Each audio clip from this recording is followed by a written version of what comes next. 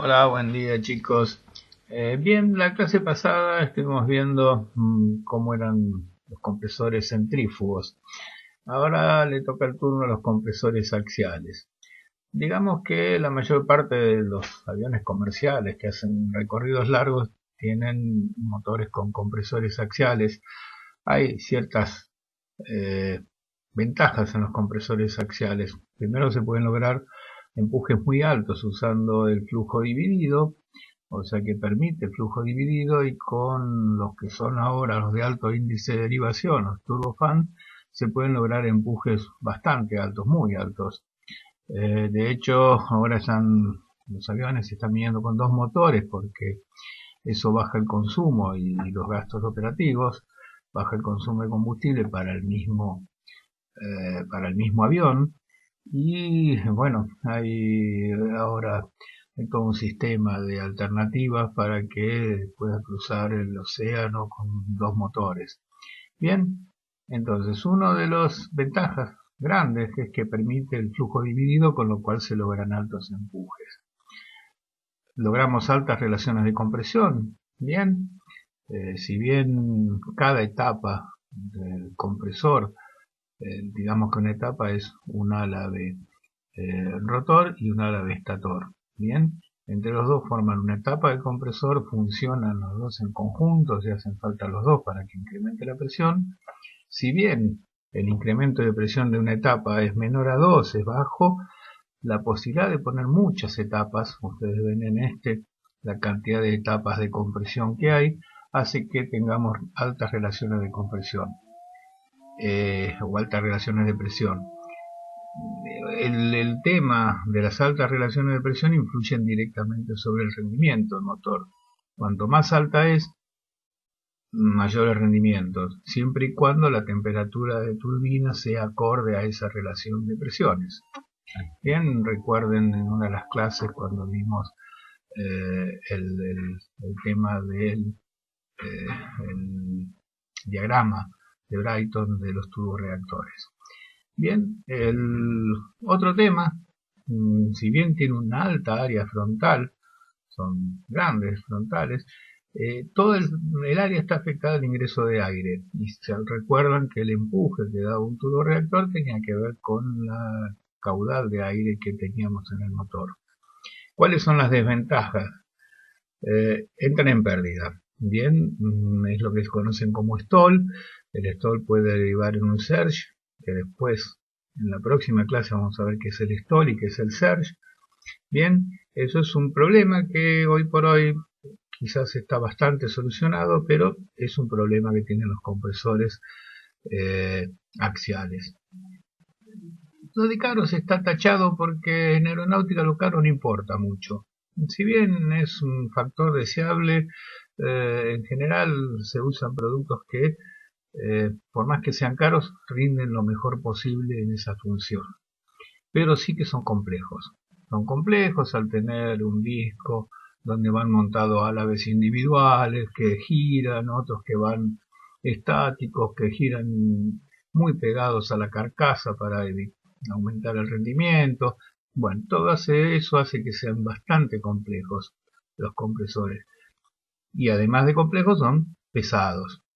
Bien, porque son un montón de etapas.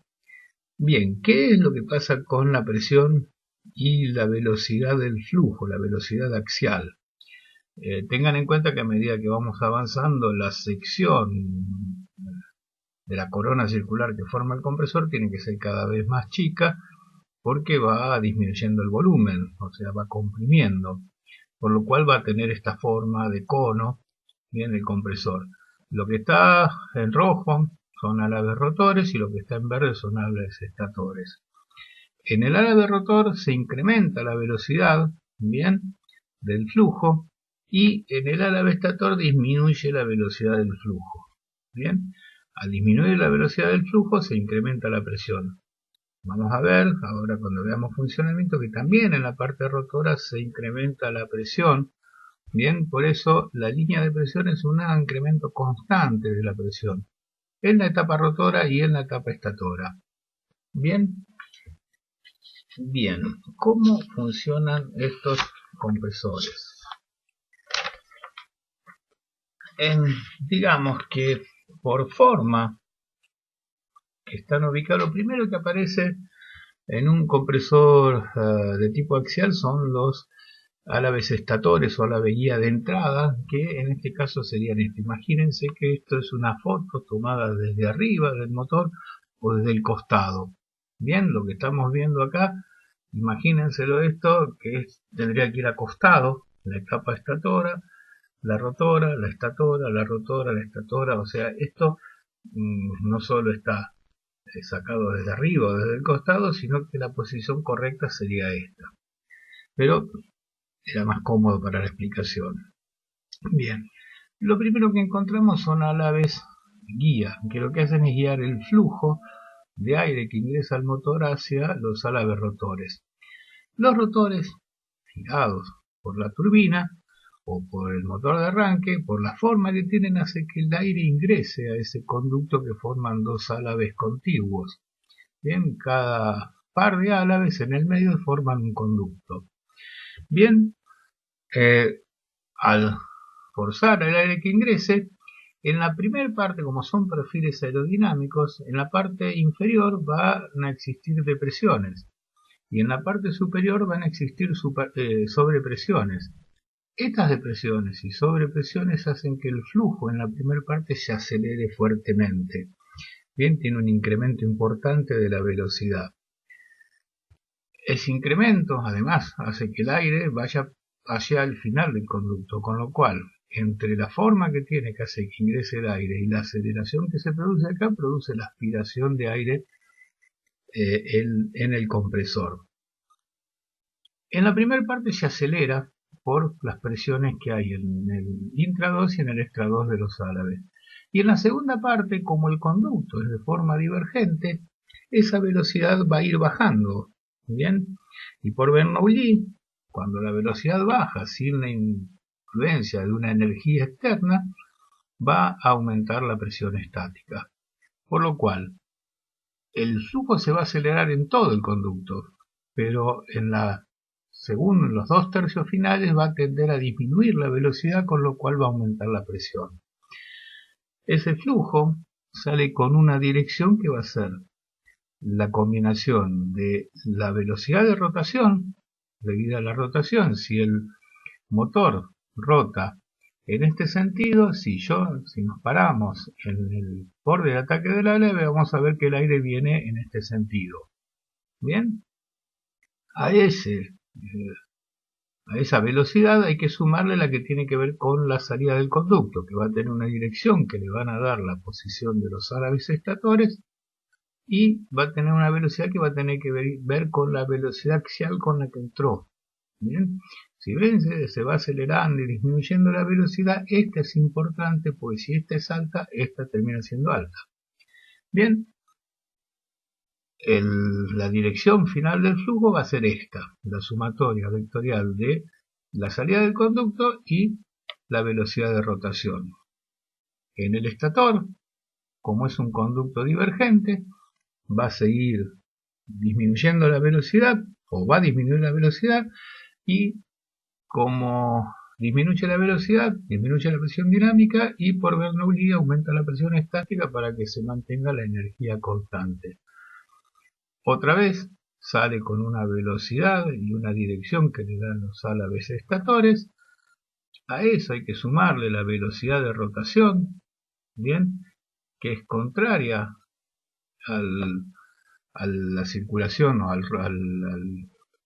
rotor, o sea, la velocidad de rotación, y va a ingresar en la etapa rotora con una dirección y una magnitud determinada, la velocidad.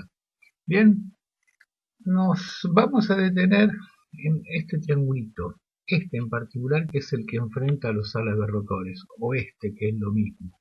Bien, son los que enfrentan a los álabes rotores. Esos son decididamente importantes porque al ser un perfil aerodinámico, bien, este flujo o esta dirección de aire forma con la cuerda del perfil S aerodinámico un ángulo que es el ángulo de ataque. Y como funciona como un perfil aerodinámico, este ángulo va a tener la misma características que tenían los ángulos de ataque cuando dan en el ala. Si el ángulo es muy bajo, el CL es bajo y por lo tanto la sustentación o las presiones que producen son bajas. Si el ángulo es alto, corremos el riesgo que a determinado ángulo la corriente de aire, la capa límite, se desprenda y entre en pérdida. Bien, igual que pasaba con un ala. ¿De qué va a depender ese ángulo? Y va a depender de la velocidad con la que sale del conducto estator, ¿bien? Velocidad del conducto, de la velocidad y la dirección. Bien, estos imaginémoslos fijos por ahora. Bien, y además va a ser función de la velocidad de rotación. Si la velocidad es más alta, este vector tiene mayor magnitud, si es más baja, tiene menor magnitud. La suma vectorial de ambos da una dirección que con la cuerda me forma un ángulo que es el ángulo de ataque de la ala B. Ese, bien, tiene relación con estas dos. Si la velocidad de rotación aumenta, o sea, esta se hace más largo, bien, esta va a seguir siendo igual, por lo tanto, esto va a ir hacia allá. El ángulo de ataque aumenta. Bien, si la velocidad de rotación disminuye, o sea, va para acá, el ángulo de ataque disminuye. Bien, si esta aumenta, bien, esto seguiría así, en esta dirección, pero al estar iría más bajo, por lo cual es más difícil de ver, pero si la velocidad del flujo aumenta, el ángulo de ataque disminuye. Por ejemplo, puede aumentar por una ráfaga. Y si la velocidad del conducto disminuye, el ángulo de ataque va a aumentar. Por ejemplo, una ingestión de hielo o de algún pájaro. Bien, esto lo vamos a ver la clase que viene, tiene muchísimo que ver con la entrada en pérdida de los álabes, con el stall y con algo que cuando baja el rendimiento se puede producir con el stall, que es el surge. Bien, pero eso lo vamos a ver la clase que viene, viendo cuáles son las características de esto que se llama triángulo de velocidades. Gracias, chicos.